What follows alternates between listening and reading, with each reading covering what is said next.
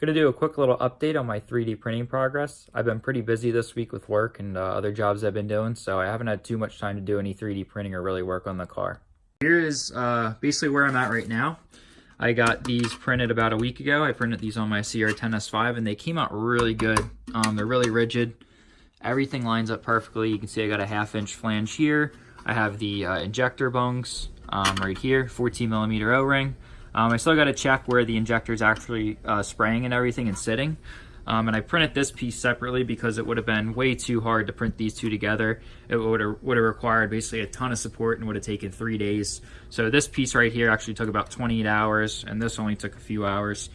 And then basically I just epoxied them together. So, I mean, it looks really good. I'm really happy with how it came out. I got ample clearance right over here. So basically the plenum's going to kind of curve around this way. I still haven't had time to design the plenum yet because I've been pretty busy. I've also been experimenting with the velocity stacks, whether I want to have them come out this way or actually go in kind of like a fillet. But here you can kind of see the inlet port. It looks frickin' sweet. Like, this 3D printer's been a ton of fun, and Fusion 360 is awesome. And it just looks really cool. So I'm going to throw the fuel rail on real quick and we'll kind of see what it looks like more pieced together.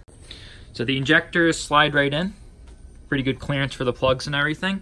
Again, like I was saying, I might have to, toy with the bungs and actually where the injectors are sitting.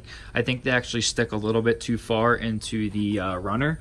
We probably can't see it. Yeah, definitely not. So I want to make sure they're not actually causing any disruptions in the airflow and whatnot. I also still need to make the mounts. I guess I got to put a mount here. And I guess this one might be a little difficult. So I'm either going to put a mount here and have like a little tab piece that runs over and connects to it, or put some sort of like piece that goes in between here that it can mount to. But I think I'd rather put one here and then have it kind of like mount over because I don't know, it's going to be annoying after having to put a little bridge between these two runners. I don't know how that's going to affect machining and casting and whatnot. But yeah, it looks cool. I've been getting in contact with some companies trying to get these cast and whatnot. Probably get it cast as one piece.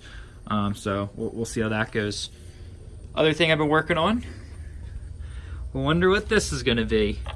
So I laid out the entire flange for the oil sump. It was a huge pain in the ass because all these distances aren't very equal and whatnot.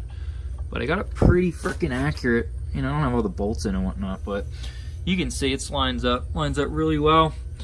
I still got to do the hole for the actual oil feed and whatnot.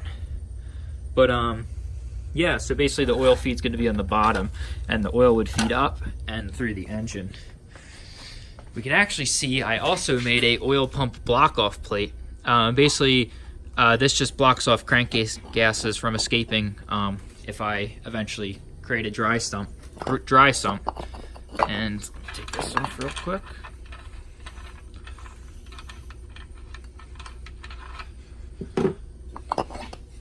So basically this will have a slot for the seal right here, and it'll probably have an O-ring groove cut here. I might not even need to cut an O-ring groove because I mean there's no oil pressure that's running through this. Basically how the original system works is the oil pickup sucks oil up through this hole right here, and it's pulled into the oil pump through here, and the pump pumps it, and it goes out here, which then goes down, through the oil pan, through the oil cooler, and then it comes back out this hole, and that hole connects to a hole down here.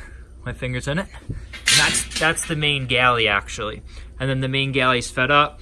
It goes to the turbo oil feed, the cylinder head, and all the mains and everything. And then there's this hole right here, and that is the oil pressure relief hole, and that basically just bleeds oil pressure into the block. So really the only thing I'm blocking is crankcase gases from coming out of here, and I guess oil from escaping past the bearings right here. But again, I'll have to see. I might not need to do an oil ring like the stock pump has, an oiling O-ring, and just have, the gasket here. So that's something that's got to be tested. I don't know if I'm going to do a dry sump, but I have the option now. That kind of just, I'm not going to push it all the way because I don't want it to get stuck, because, plastic on metal is kind of finicky sometimes. But a couple small things I've been working on. I also sent one of the JE pistons that hit the valves out to JE and also a stock Oysico, and going to try and get those pistons going again, and hopefully I'm show more of the engine and getting the block back together. So quick small update for now, and hopefully see you guys soon.